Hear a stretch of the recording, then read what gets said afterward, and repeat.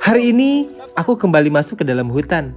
Musim kemarau membuat aliran sungai mulai mengering dan airnya tampak keruh. Tapi di balik itu, aku menemukan kejutan tak terduga. Banyak lobster air tawar yang terdampar di tepian. Dengan alat sederhana dari bambu yang kubuat langsung di tempat ini, aku mencoba memasaknya.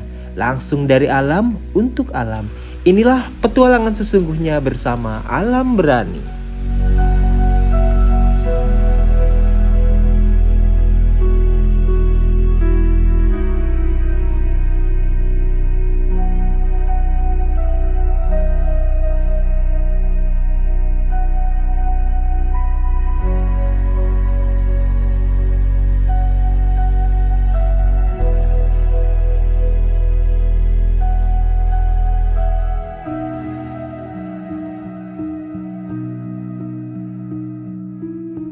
Aku mulai masuk ke dalam hutan yang cukup lebat.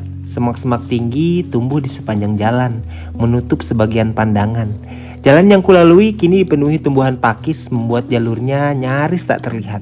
Perlahan aku melangkah, mendaki jalan kecil yang agak terjal. Di tempat seperti ini, aku harus lebih waspada. Bisa saja ada ular yang bersembunyi di balik semak atau hewan buas yang lewat tanpa suara. Tapi justru disitulah letak tantangannya. Setiap langkah di alam liar adalah bagian dari petualangan.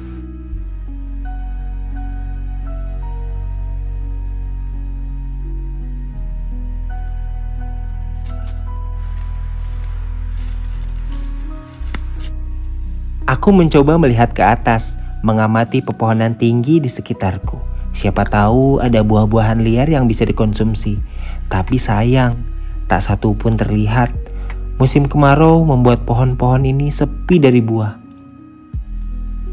Sudah hampir 2 jam aku menjelajahi hutan ini, tapi belum juga ketemukan buah-buahan liar atau sayuran hutan mungkin yang bisa dikonsumsi.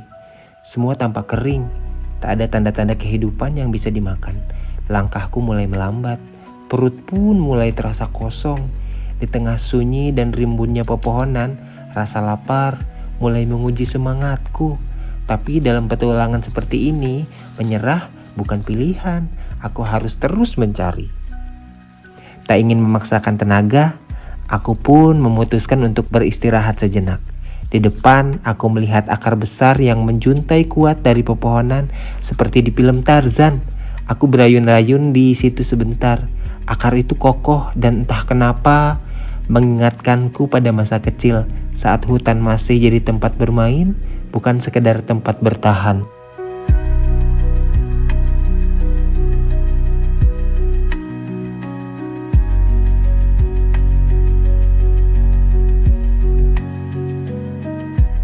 Akhirnya, aku menemukan aliran sungai yang cukup deras, tapi airnya sangat keruh. Mungkin karena dampak musim kemarau yang membuat dasar sungai jadi teraduk. Di antara keruh air itu, aku melihat sesuatu yang bergerak. Ternyata banyak lobster air tawar yang mulai menepi.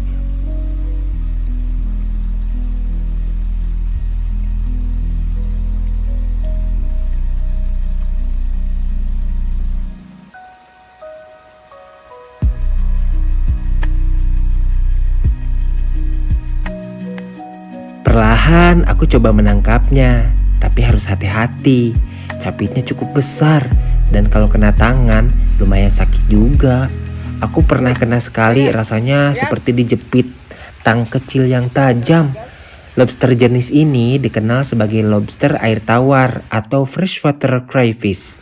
Mereka hidup di sungai, danau atau rawa-rawa bersih.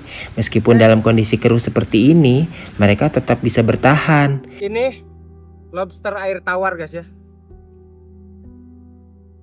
Keren guys. Lobster air tawar.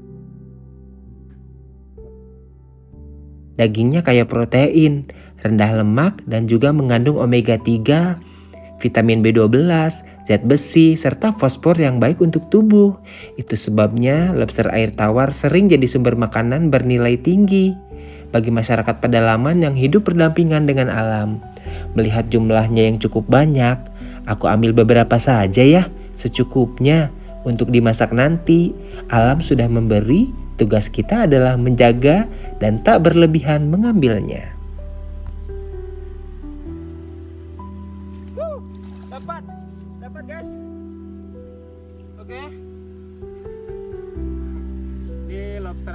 guys ya. Dapat. Mantap.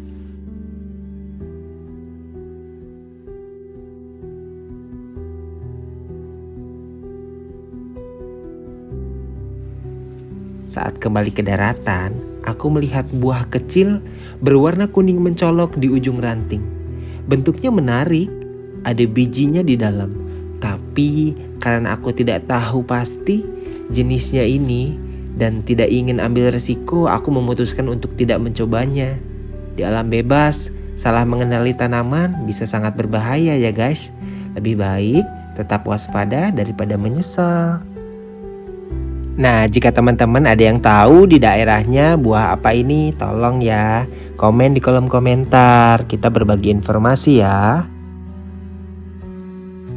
Setelah menangkap beberapa lobster, aku memutuskan untuk segera memasaknya. Tapi kali ini aku tidak membawa wajan atau alat masak lainnya. Aku ingin memanfaatkan apa yang ada di alam.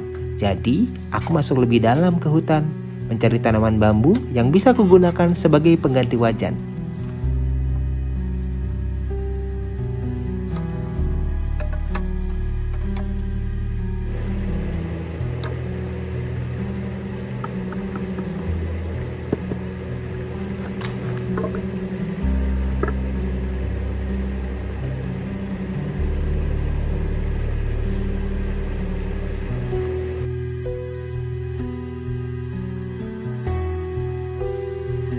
Setelah semua perlengkapan dari bambu siap, aku mulai menyalakan api. Di hutan seperti ini, api adalah segalanya. Untuk memasak, menghangatkan badan, bahkan perlindungan dari serangga dan hewan liar. Aku menggunakan teknik cepat, mengikis kayu-kayu kering menjadi serpihan-serpihan kecil. Semakin kecil dan halus serpihannya, semakin mudah api menyala. Ini adalah dasar bertahan hidup di alam liar. Memanfaatkan bahan kering di sekitar untuk menyalakan api, tanpa harus repot mencari alat modern.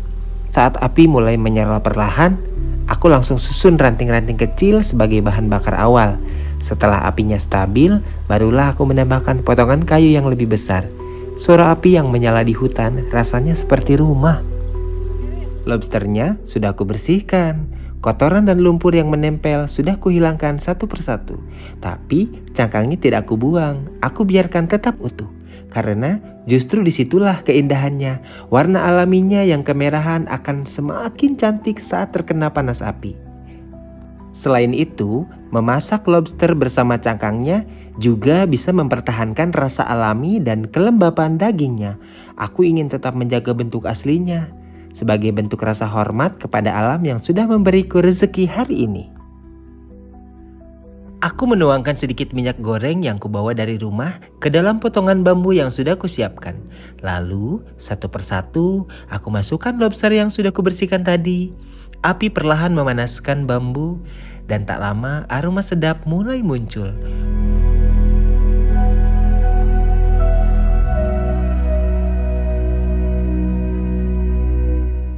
Wangi khas lobster bercampur dengan aroma bambu yang mulai hangus di bagian bawah, menciptakan bau alami yang tak bisa ditemukan di dapur manapun.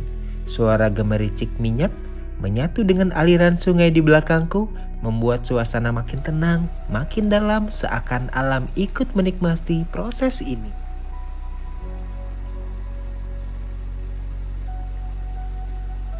Sambil menunggu lobster matang dengan perlahan, aku menyiapkan bumbu sederhana untuk sausnya. Aku mengupas beberapa siung bawang merah dan bawang putih, lalu mengirisnya tipis-tipis di atas daun. Tidak lupa, aku juga mengiris beberapa cabai rawit supaya rasanya lebih mantap dan hangat saat disantap nanti. Di hutan seperti ini, bumbu sederhana seperti ini terasa lebih istimewa. Aromanya pun langsung menyatu dengan wangi lobster yang sedang digoreng. Sederhana, tapi nikmatnya bisa tak terlupakan. Akhirnya lobster yang kugoreng satu persatu sudah matang. Warnanya berubah jadi merah cerah, menggiurkan sekali. Aku mengambil sehelai daun lebar dari sekitar sebagai alas penyajian. Sederhana, tapi justru itu yang membuat semuanya terasa lebih alami. Tanpa piring, tanpa peralatan modern, hanya alam dan rasa syukur.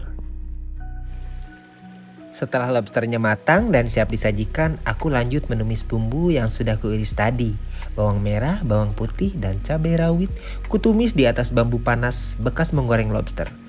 Tak lupa aku tambahkan sedikit saus tomat yang kubawa dari rumah untuk memberi rasa manis dan asam yang seimbang.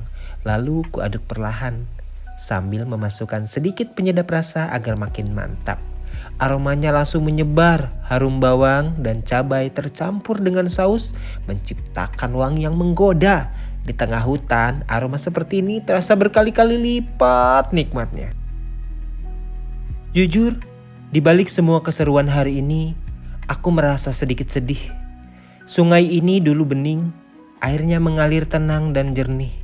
Tapi sekarang keruh dan penuh lumpur. Karena musim kemarau, dan mungkin karena ulah manusia juga. Tempat yang dulu jadi bagian dari masa kecilku, kini tak lagi sama. Tapi aku masih menyimpan harapan. Semoga suatu hari nanti sungai ini bisa kembali seperti dulu. Bersih, segar, dan hidup. Karena alam tak butuh kita, tapi kitalah yang butuh alam. Akhirnya sausnya matang. Warnanya merah pekat dengan aroma pedas manis yang langsung bikin perut keroncongan. Perlahan aku siramkan saus panas ini ke atas lobster yang sudah tersaji di atas daun lebar. Wah, aromanya langsung menyeruak, makin kuat. Wangi bawang, cabai, dan lobster terpadu sempurna. Di tengah hutan seperti ini, rasanya seperti menikmati hidangan mewah, tapi semuanya dari alam. Mari kita makan.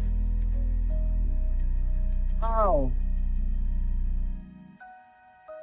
Akhirnya, saat yang kutunggu tiba.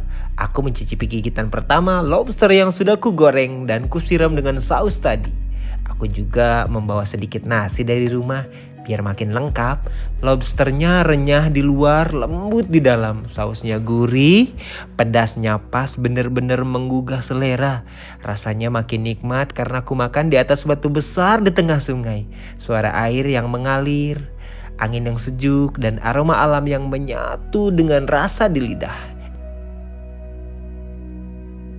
Di tempat seperti ini, sederhana saja sudah terasa luar biasa.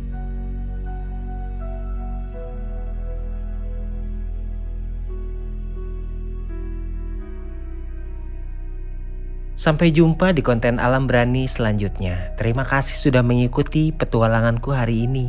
Semoga suatu hari nanti aku bisa kembali ke tempat ini lagi, menyusuri sungai yang sudah kembali jernih dan indah seperti dulu. Tuhan, jagakan alam ini untukku, karena aku ingin melihatnya sekali lagi. Tidak rusak, tidak keruh, tapi hidup, bening, dan damai seperti kenangan masa kecilku.